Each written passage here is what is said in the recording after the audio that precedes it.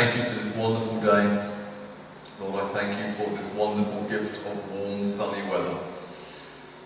Lord, it's a beautiful reward. Lord, I know that it's just started now this week, and I'm just so thankful, Lord, for your timing for this, and I know this is your little reward that you have brought often into our lives, coming from the UK, and I just thank you so much as a little taste of Israel. To feel the warmth and the chirping of the birds and the landscape, and it's just that reminder of home and where we're going, Lord. And I just pray this morning, bless us as we come into your word again, speak to us, give us revelation again this day to understand your word more. Father, sweep away the generations of misunderstanding, the generations of error that have just accumulated on top of your word, Lord God, which has just hidden away the meanings. We are hungry for truth. We want to dig for truth, to find that pearl of great beauty and value. Lord, help us to see your reality and truth again. You are opening up your word to us in these end days. Lord, speak to us now, we pray. Amen. So I am also aware that we are under a little bit of time pressure this morning, so I just really want to, as it were, really keep this moving this morning on one level and try and join together some of the dots that we've begun to talk about yesterday. We talked a little about how Yeshua didn't set up a new religion called Christianity, nor did Shaul for that matter.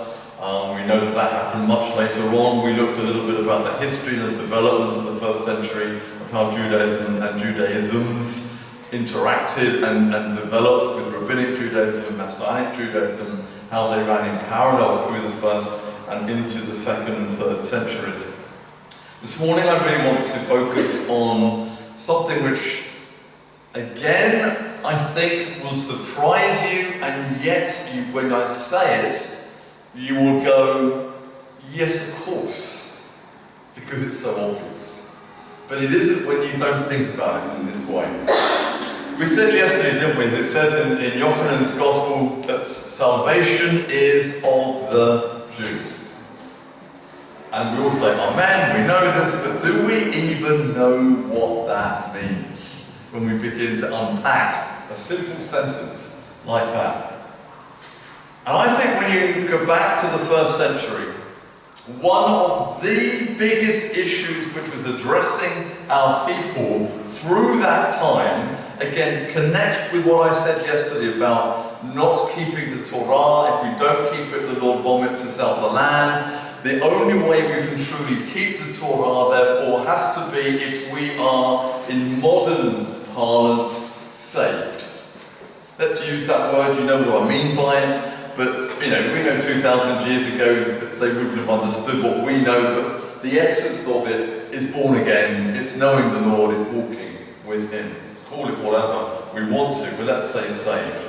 Ultimately, that is the only way we're going to be able to walk without an eye in real faithfulness through this. And therefore, what we see in the first century is the burning issue of the day, with Rome encroaching upon our land to annihilate us and destroy us and overcome us. And we saw what happened, and eventually the temple is destroyed, and eventually Bar Kokhba comes along, and we're completely taken away. And so running us in the back of your head all the time, as you can imagine in the Jewish communities of the first century, is the question. The only way actually we can stop this from happening is not to have an army the size of Rome's, but to actually walk with our God. Because if we're walking with God, then it doesn't matter how big the Roman army is, they will lose. We reminded of the prophet who says, go out and look upon the hills. Don't look at all the armies of the enemies all encamped against us. Go and look out. And then the host of the Lord is encamped all around. And they come back and say, we've won! Before even a shot is fired. And this is the point, is that when we're living that way, that is the real reaction we can expect. We are protected by our God. The question is how? How? And everyone is out there saying, we know, we understand, this is the way. We're saying yesterday, no, this is the way. Everyone is debating the question of how. How do you get saved in modern words? What is that journey? What is that route that brings us to that point of redemption fully? And the problem that we've got today is that when you talk about this, if I was in any other kind of place, congregation or whatever, or even just talking to people, general people, unbelievers on the street, whatever, the moment I'm talking about salvation, they will begin to think that you are a Christian. Why? Because the church took that idea of salvation and made it its bedrock of what it preached and what it taught. Everything was about salvation. And on one level, that is true, of course. But when we then come back to it and we say, and in that verse, that salvation is of the Jews, suddenly we begin to think, whoa, actually, the message of salvation is not a Christian message. It's a Jewish message. In fact, it always was a Jewish message. But what happened is it gets hijacked by the 4th century, and salvation becomes the focus of the church, and at that point, Rabbinic Judaism says, no, you can have that. We've got to have our focus, the Torah. In fact, that started much earlier, as we will see right now. But into this mix, in the 1st century, comes a key player for us that we need to understand his role and what he taught and why he taught it, and that person is Rav Shaul. He is the linchpin in all of this in so many ways. He sees his revelation of Yeshua, has a deep impact upon his life. And don't forget, this Rav Shaul was one who trained under Gamaliel. He knew the Torah off by heart, the Chumash at least. He literally could have told you word for word without even having a scroll in front of him. Because that's how they learnt it in that day. And possibly even the prophets too, if he was that well trained. Because you didn't carry a scroll around with you. What you had to do, you had to just drop a single word in. Just saying, and as we know, with the river or whatever, and everyone goes, river, that's that Torah portion, and they knew it. You didn't need to give the whole portion, everyone knew it. That's how it worked, right? So Shaul knew all of this. He knew the traditions. He was well schooled, as he says in his Pharisaic background. He literally knew it all. Crazily enough, Rav Shaul, who knew all the Pharisaic stuff, he knew his Judaism inside and outside, and yet he didn't know one thing, did he? Yeshua. He had it all. Again, so it's got something what I was saying yesterday, when rabbinic Jews today, Orthodox Jews come to you and say, I don't need Yeshua, I've got it all. They are effectively saying exactly what Shaul was saying in the 1st century. I don't need this, I've got the Torah, we have everything that we need. Well, Yeshua thought differently, didn't it? He said, you're wrong. And isn't it amazing when Yeshua reveals himself to Shaul on the way to Damascus? What is it that Shaul says? It's a really interesting reply to Yeshua. He says, who are you, Lord? This is by today's understanding, this is an ultra-Orthodox Jewish man, and he says to God, who are you? I mean, hello? If anyone was around at that time who knew who God is, it would have been Rav Shaul. And yet he stares Yeshua in the face in that revelation and says, who are you? I don't know you. It's astonishing. And he didn't know him because at that point he did not have salvation. He did not have that connection. with Adonai. And then the Lord begins to train him and school him in the way that the Torah should be lived. And the result of that, thankfully, are the letters that we have today. Praise God that we've got some record of that teaching session and the sessions that Shaul had with him. But the light goes on for Shaul because he looks back and he just thinks, I've got all this wrong. The root of salvation that I used to preach is not what salvation is. And do you know what he used to preach? Let me just read this to you, it's quite interesting. It comes right at the end of Galatians, because we're going to dip into Galatians a little bit. But look, because one of the verses here that people don't understand.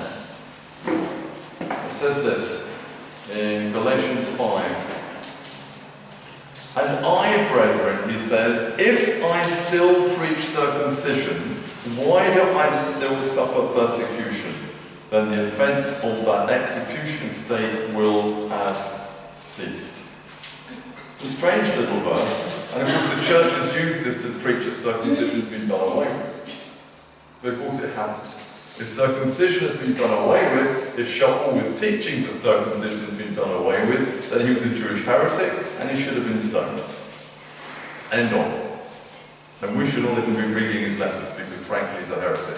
So clearly he's not saying that, but it's that little word still. Every word is important. If I still preach, what does he mean? Still. If I still preach circumcision, why am I suffering persecution?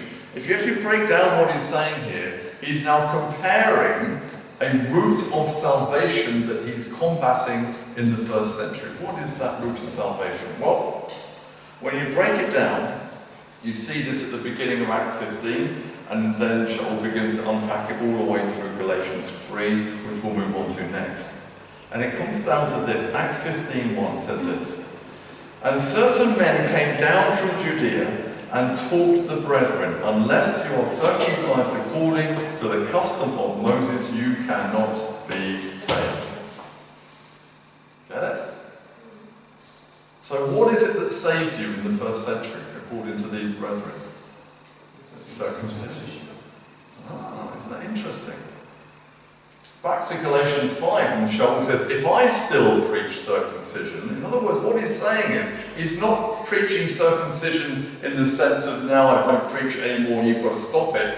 What he is saying is exactly what Acts 15 says. In my former life, before I knew Yeshua, I used to preach circumcision as the means of salvation.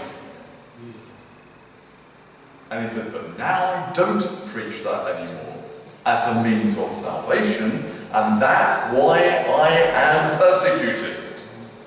Now it all makes sense what he says. But it also shows us that Shaul, even before he meets Yeshua, is actually an evangelist from Pharisaic Judaism. And we know, because the research has been putting this out there now, we know Pharisaic Judaism, amongst others, was strongly evangelistic in the first century and on the run-up too. It actively reached out to Gentiles to come to bring him in. And it looks like on the basis of this that Rav Shaul was already an evangelist well before he met Yeshua. So he already had the skill set. He meets Yeshua, Yeshua retrains him, puts a retread on him, and then he goes out again as an evangelist, but this time for Messianic Judaism and no longer for Pharisaic Judaism. He was a Pharisee of Pharisees, he says, but now I count it all as done. Or, you know what the real translation is, you both, it's pretty boring. But he effectively says that everything that I believe, everything, the structure I operated in, now he says, it's gone, I count it as worthless. Yeshua has replaced all of that with the truth of what the Torah really is.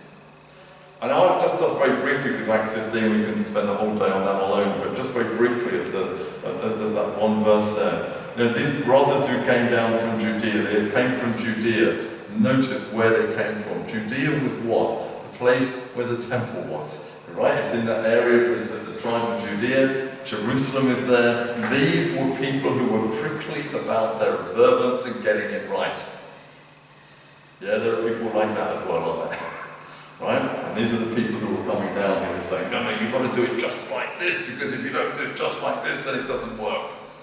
And unfortunately, there's people who always kind of take that kind of line. But isn't it bizarre? They also say, unless you're circumcised according to the custom of Moses. Do you see why that's so wrong? Who is it who gave us circumcision? Abraham, not Moses. Moses didn't give us circumcision. Unless you're circumcised according to the custom of Moses, you can't even, you've got just a single verse like that. There's numerous bits that you should be tripping over instantly when you read a verse like that that says that doesn't even make sense. That's not even logical by any understanding. And what it's looking at here is actually giving to us an idea here in the first century of the competing forms of the way of salvation, of coming to know Adonai. And we know again from the research in the first century, which is amply backed up by the Messianic writings, that within the Pharisaic view, the only way you could be saved was by being a Jew. It was ethnic salvation. Or in other words, get circumcised, go to heaven. As a man. I'm going to be really, it's going to sound really horrible here. In the first century, the Jewish view in the first century, it's not that the women didn't count, don't get me wrong. But actually in the Jewish view, the woman was often seen as the property of the husband, and therefore if the husband was saved, and so was the wife. It kind of worked like that. And it actually not just the wife, the slaves were included too, and every bit of cat and the dog and everyone was in, right? That's kind of how it worked in the mental framework in the first century. And that's why the emphasis is so much upon the circumcision that you read here, because that is the gateway into Judaism and becoming a Jew. But it creates an ethnic salvation. So be a Jew, go to heaven, is that it? Is that it? Just by sheer dint of birth you're saved? Now Shaul believed this, from what we see, and yet when he meets Yeshua says, that's not the way. If that were the way, then only Jewish people can be saved, plus maybe a few who might convert in, and all the rest have their own way to God. Oh, that's what the Orthodox teach today. Oh, well, there we are. Nothing's changed. They do. You'll find this from Orthodox circles. If you are Jewish, you go to heaven. The Gentiles find their own way. Always lead to God, and the Gentiles have their way, and the Christians have their Jesus, and the Hindus have their whatever. And at the end of the day, we're all climbing up the mountain on a different road, but we all get to the top, and we find at the top there we're all on. I've heard this coming from Orthodox camp. It's rubbish. We said this yesterday. We sang it. There is only one name under heaven by which we are saved. Right? If that is true, then that other idea is complete nonsense. It's got to be through Yeshua. And Shaul suddenly realizes this, and it breaks this mold for him, and he begins to realize that he's got his whole structure of Judaism wrong. And it comes back to this question again: how do you get saved? Is it just by being a Jew? Is it by being circumcised? Or is it something else? And of course, as we know, it very much is something else. Again, just very quickly, just one other verse here. It's verse 5. It is necessary to circumcise and command them to keep the Torah of Moshe in order to be saved. Always try and remember that "in order to be saved" phrase when you read these kind of verses, because that is the global context in which this is happening. It's not that circumcision is bad. It is wrong if it's in order to be saved. And of course circumcision can't save you. It's just a medical practice. How can that save you? And on the other hand, if circumcision does save you, well, I'm sorry, ladies, would you like to leave now? Huh? Only men can be saved. So we know that can't be true. Right?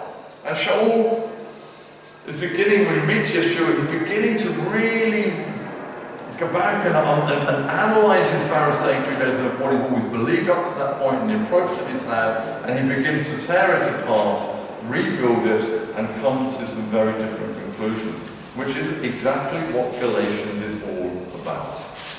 That is the global context of what the letter to the Jewish community in Galatia is. If you don't understand that context, then you're not really going to understand what Galatians is all about, because you're going to end up in very strange places if you see it that way. This is all about how are you saved. So he says, doesn't he, chapter 3, O foolish Galatians, who has bewitched you that you should not obey the truth? This, he says, I'm asking to you, verse 2. I want to learn. Did you receive the Spirit by keeping the Torah, or did you receive it by the hearing of faith? There it is, the two ways in the first century, crassly presented by Sheldrake right before our eyes. This says, this is your choice. Do you keep the Torah to get your salvation, or circumcise according to the custom of Moshe? And by the way, that's why it says in Acts 15, the custom of Moshe, because what came through Moshe? The Torah. Circumcision came through Abraham, right? Circumcision predates the Torah, actually, if you see it that way. And it's important when you look at it in a minute. So he says to you, when you were saved, was it by keeping the Torah or by hearing of faith? Now, again, Christians come along and read that and go, you see the works of the Torah, but you don't need them, it's just faith. He's not saying that. He's saying, how did you get saved? By being obedient to the Torah, or was it by faith? Now, why does he say that? There's hours behind even a verse like this, but trying to break it down into a nutshell for you here. The two options you've got. When God gave us the commandments at Sinai, they are beautiful commandments. I mean, if Sheldrake says in Romans, the Torah is just and holy and well, I mean, it's, isn't it? Somewhere I've read it somewhere. The Torah is just and holy and good. And he keeps repeating this. Shaul has no problem with the Torah. We have no problem with the Torah. The problem is not the Torah, the problem is us. We struggle to keep it. We're the problem. The Torah is awesome, but we just keep failing. Now the Torah, in its commandments, actually is a written piece of text that embodies the actual righteousness of God. One point that will blow your mind straight away. If you can keep the commandments absolutely correctly, you are saved. That is the truth. Honestly. Next question. Hands up if any of you have absolutely ever kept the commandments of Adonai. No, I didn't think I was going to see too many hands. And actually, honestly, as I said yesterday, even if you ask within the Orthodox community, they're going to give you the same answer again. You won't get a sea of hands go up. You shouldn't do. I'll be worried if they did, their self-righteousness. But you shouldn't do, because actually, you know what it says down a little bit later on in the chapter, therefore the Torah was our tutor to bring us to Messiah. Why? Because we failed. God gave us his righteous standards, and we fail in reaching them, and thus we are brought to the feet of Yeshua. How does this work again and again? We do this, we fail, and by the way, you think about this, Yom Kippur comes around every year. Why does it have to come around every year? If we could keep the Torah, abolish Yom Kippur. Yeah? We don't need it anymore, do we? Why? What are you repenting of? We're keeping everything, right? Stop repenting. We're not going to say the forgiveness to the Lord for, because you're keeping it all. And yet every year, Yom Kippur comes again. And the fact that Yom Kippur comes again tells us something about how the Lord perceives us keeping the Torah. It's effectively the Lord is saying, I'm telling you, I'm commanding you to keep Yom Kippur every year, because I know you are not going to keep this. And you'll have stuff to repent of. Kind of interesting, isn't it? It's not that God has built into the system our failure. It's not that God has looked at that and just thought, oh, well, there, never mind.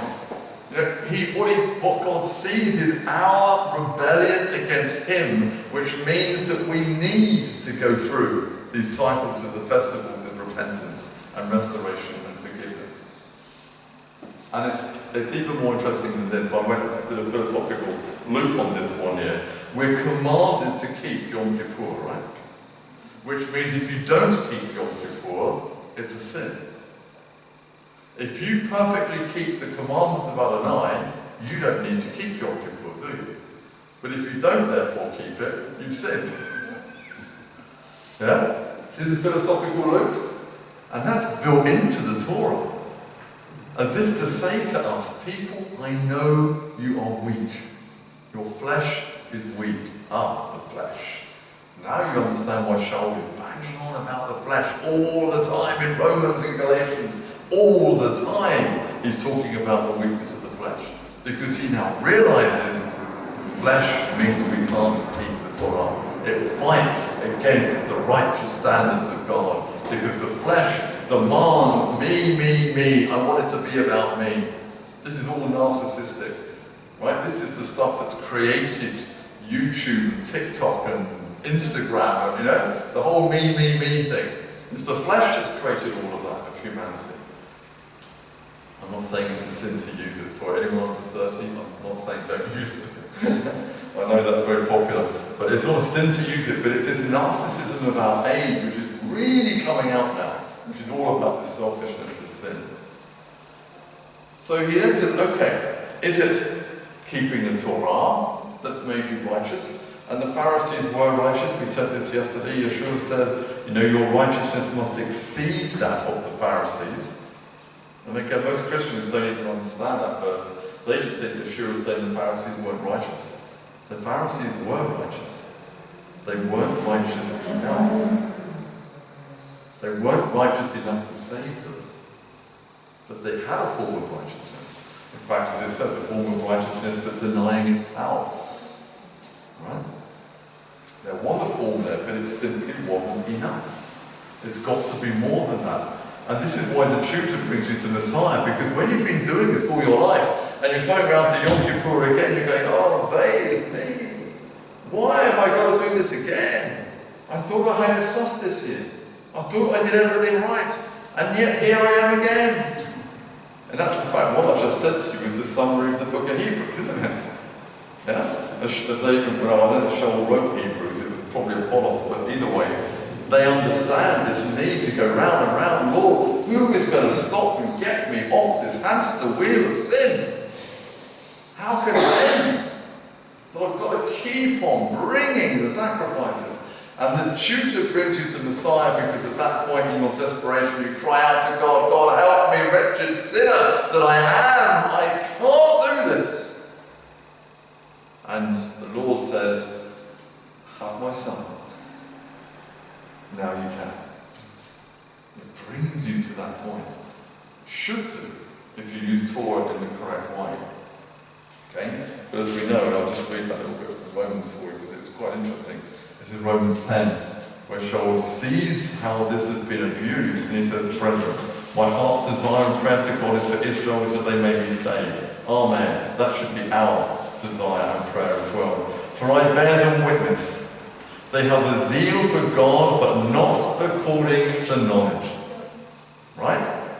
For they, he says, my brothers, who are not Messianic Jews, they, being ignorant of God's righteousness, seek to establish their own righteousness and have not submitted to the righteousness of God. There it is in a nutshell. Seeking to establish their own righteousness is a perversion of the Torah to keep it and say to God, I'm okay. Well, you're not. Because not one person has ever been able to keep the Torah in its entirety. In fact, there's only one person who ever has, Yeshua. And he's the only one. So it's really interesting. He says, okay, so are you now trying to get your salvation by keeping the Torah? Or by hearing of faith? Why does he say hearing of faith? Right? Well, there's a real reason why. Because this is the revelation that Shaul gets. He begins to realize that Moses is not the beginning of the story of Judaism. Now, we know this, of course. Everyone really kind of knows this in that sense. But we need reminding of it. Moshe was not the progenitor of Judaism. He was not the founder of Judaism. But even in modern Orthodox thinking, it is Moshe, effectively, who has founded it. They're the ones they always go back to. Moshe says this, Moshe says that, the Torah says this. Rabbinic Judaism is a Torah Judaism through the lens of Babylon experience, as we said yesterday. But you know what? It all started well before Moshe, didn't it? What was the hallmark of Abraham? Was it Torah observance, or was it something else? It was faith. So again, Shaul's not just saying here, all by hearing of faith because he thinks it's a nice idea. No. He's very specific.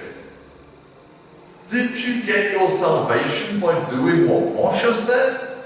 Or did you get your salvation by copying what Abraham did? That's what he's asking, if you unpack that question. But why Abraham? Because this goes right back to where the gospel begins. In chapter 15 of Genesis. And he says, look, count the stars, so shall your descendants be. And in verse 6, and Abraham believed in the Lord, and he accounted it to him for righteousness. That is such an important verse. I tell you, this single verse is your gospel message to any Jewish person you meet. Because our Jewish brothers and sisters want to be righteous on the whole. They want to be righteous before God. They just don't know how. And here's the answer. And Abraham gets this. He goes, whoa, God gave his righteousness to Abraham.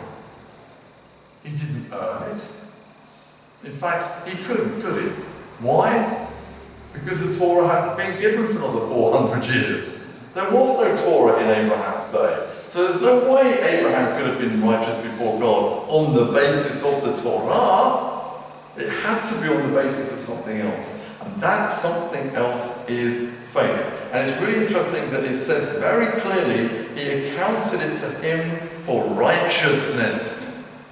In other words, at that moment, when Abraham moves in faith, God says, I'm looking at you now as perfectly righteous. You cannot enter the presence of God. You cannot enter the presence of God unless you are righteous. That's a fact. If you do, you will die. Because you can't have unrighteousness and righteousness mixing in the same place. Now, in faith, you can actually enter God's presence and live. Because God sees you as righteous. Because of your faith, because it's your faith that saves. This message has not changed in, 4,000 or 5,000 years? Not once has this message changed. And people will say to your face, no, none of the message of salvation by faith is a Christian thing. Absolute rubbish. I read it with Abraham. And Abraham wasn't a Christian. He was the first Jew. Which kind of begs the question, what, therefore, is the real hallmark of what a Jewish man and woman should look like? Kosher? No. Shabbat? No. Wearing the tzitzit and the kippah? No. None of that. None of the above. Ultimately, should be the hallmark of a Jewish person. What should be is faith. Because that's where it began. And that's why Messianic Judaism preaches salvation by faith, because it comes from Abraham. We believe in that faith. But what happens after Abraham is saved? He therefore goes on from there, doesn't he? And he begins to obey God. It's really interesting. That faith produced by works of following. Just as the letter of Yaakov says, I will show you my faith by my works. The mitzvot. It's not just normal works, it's just the mitzvot he's talking about. In other words, the message and pattern that we see from Abraham is that faith comes first and then you walk the mitzvot, the commandments. Because there is no other way, actually. Because if you try and do it without faith, you're going to stumble and crash. As our Orthodox brothers and sisters can testify to, ultimately. It is faith that's the key. And so he goes on here. Are you so foolish, having begun in the Spirit by faith, are you now being made perfect by the flesh by trying to keep the Torah? Again, fill in the blanks to get the context, and it makes so much more sense. Therefore, he who supplies the Spirit to you and works miracles among you, does he do it by the works of Torah or by the hearing of faith? He's still doing the two ways he's presenting here. Is it by your keeping the Torah in the flesh, or are you walking in the Spirit in faith? But he's not opposing walking in the Spirit in faith against Judaism or the Torah. That is not what he's saying. He's merely saying for salvation's sake, there is a difference. But if you've got faith, you'll do what Abraham did, and you will walk out the works of the mitzvah, the commandments, as it were, in the works of righteousness. Now, and that's why in verse 6 in Galatians it says, just as Abraham believed God and it was accounted to him for righteousness. So you can see, Shaul has gone right back to the Genesis passage there, as I just mentioned it to you. It's gone right back there again, because he now understands that this is the key. Now, because he keeps talking about this all the way through, I'm going to go back to Romans 9. We did a little bit there, but Romans 9:30, right at the end. A lot of Romans is all about this key issue. What shall we say then? That the Gentiles who did not pursue righteousness have attained to righteousness, even the righteousness of faith. Yes, they have, because they had the same faith that Abraham had. And we said yesterday, didn't we? Remember, Abraham was a Gentile, effectively, when he got faith. And then he becomes a Jew. And then he walks before Adonai in that way. But it says in verse 31, but Israel pursuing the Torah of righteousness, Shaul says this is it. The Torah is righteousness. He's not saying it isn't. Israel pursuing this Torah of righteousness has not attained to the Torah of righteousness. Why? Because they did not seek it by faith. There it is. That's the core of what we've been saying here. But as it were, by the works of the Torah, in other words, by trying to keep the mitzvot, they have tried to attain salvation by keeping it. They stumbled, as it were, and then it goes on, and then that little bit in chapter 10 we've already mentioned there, seeking to of their own righteousness, have not submitted to the righteousness of God. What is the righteousness of God? Faith. Now, I'm not making this up. I'm literally quoting scripture to you here this morning. And sometimes it beggars belief when you talk to believers and you read this and you say, can't you see this? It's literally black on white on your piece of paper. It's there. And yet there's a blindness of not understanding what is going on here. Let's take it a step further. Again, back to Galatians 3. Therefore know that only those who are of faith are sons of Abraham. Oops, this is again where the church suddenly goes, yay, replacement theology, we can do this. No, you can't. That is not what it's about. Is Shaul being really harsh here and saying to all his fellow Jewish men and women around him, saying, you're not of faith, therefore you're not a son of Abraham? That would be a pretty awful thing to say. He's not saying that. This comes back to this concept that we said yesterday about, no, I'm the way, we're the way, we're the way. What he's effectively saying here is saying, listen, if you were truly a Jew, then you would do what Abraham did. He's not saying you're not a Jew, he's not saying you're not a descendant of Abraham. That's clearly not what he's saying. But what he is saying is that you're in rebellion against God at that point. Only those of faith are the sons of Abraham. What he says in Romans, a true Jew is one who is one inwardly, here, on the heart, in faith. And then he goes on to say again, referring back to the covenant with Abraham, the scriptures foreseeing that God would justify the nations by faith, preach the gospel to Abraham beforehand, saying, in you all the nations shall be blessed. Notice, in you, Abraham, in you. Not through you, in you. It's very, very specifically phrased. In other words, he's saying here, yes, the role of Israel, as we said, is to be a light to the nations, and in you, Abraham, Israel, that family of God, in you there is salvation. And if you're not in Abraham, well then you're out. But then if you're out, you're a Gentile. If you're a Gentile, you don't have God. That's it, it's very simple. You know, this isn't complicated stuff, really, when you see it in this way. So then, those who are of faith are blessed with believing Abraham. It's wonderful. I mean, everyone who has faith is blessed with believing Abraham. And then the conclusion of that is the verse that I left last night for you to go away and sleep over. He says there in verse 29, and if you are Messiahs, then you are Abraham's descendant or seed, and you are an heir according to the promise. Why? Because the faith has brought you into Abraham's family. That is now who you are. That's your new identity in all of this. Whether there was a Gentile coming in, or at least he hints that there about the tutor bringing us to Messiah if you were born Jewish. You have to understand the role of the Torah in all of this, and it is not to be saved.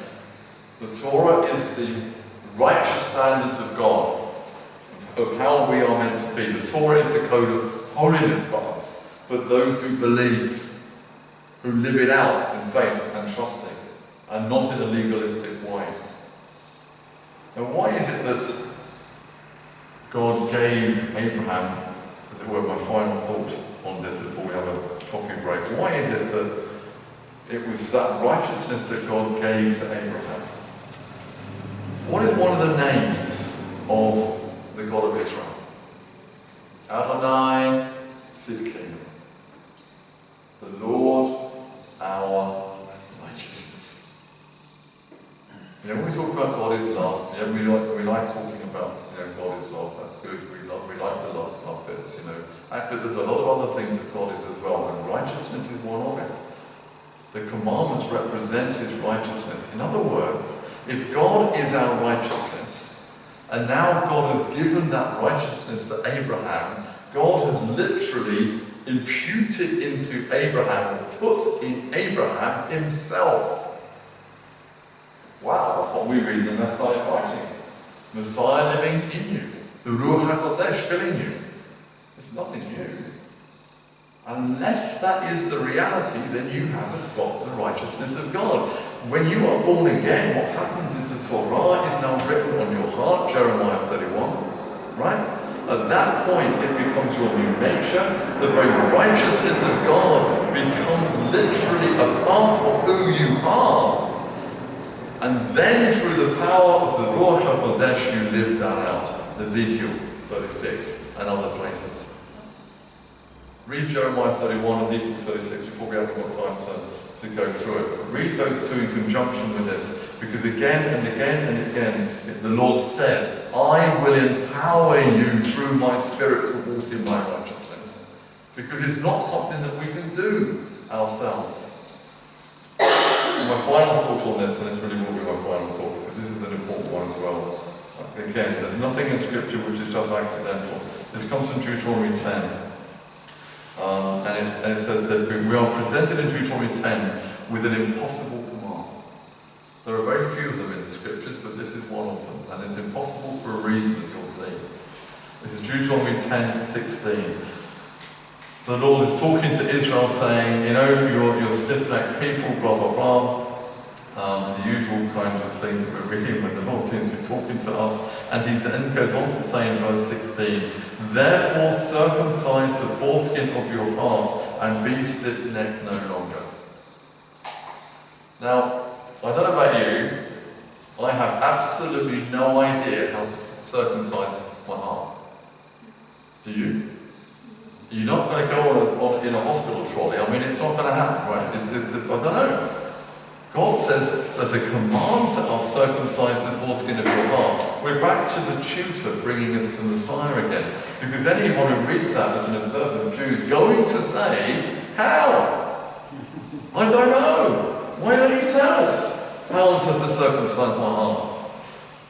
And the rabbi's response to this now in the yeshiva classes is, keep on repeating day after day after day after day after day after day, and if you do it often enough, it'll get on your heart. Rubbish! You can chant whatever you want every day of your life, it will not change you. Right? Because all you're doing is chanting it and learning it and remembering it. But remembering it is not going to change you. We need something that is fundamentally going to change our very nature of being sinners before God. That we are now no longer sinners, but righteous before God, but occasionally we slip up and get it wrong. The whole thing changes. And it's almost like, I think when the Lord gave that, he smiled, because when you then get a little bit into Deuteronomy 30, at the end of this story of the impossible commandment, we then read this in 30 verse 6. And the Lord your God will circumcise your heart. Oh, hallelujah. I don't have to do it after all. But do you see the breadcrumbs here? It's like the Lord is saying, come on, look at this, follow this. Realize that you cannot change yourself. You cannot born again yourself. You cannot save yourself. That's what these two verses are saying. God has to do something in your life, powerful, supernatural, and spiritually change you and bring you into his people. If you are a Gentile and if you are a Jewish person, you still need the same supernatural thing. By the way, this is why when Yeshua is talking to Nicodemus and about being born again, yeah, and Yeshua says, you're a teacher of Israel, you don't know this? Didn't you read Deuteronomy? You should know this. This is 101, right? And Nicodemus is going, no one's ever talking about this, It's there. It's always been there. But if you don't follow the breadcrumbs, you're not going to make the connections. And now we understand, it says that Adonai Tzidkenu, the Lord our righteousness, will circumcise our hearts and place his righteousness in our very natures and characters. And at that point, as we would say in modern terms, in the blood of Yeshua, we are righteous before God. Hallelujah. That's a gospel message. And actually what I've just given you is the gospel message to any Jewish person you're going to talk to. Because this is it. This is the message of the good news.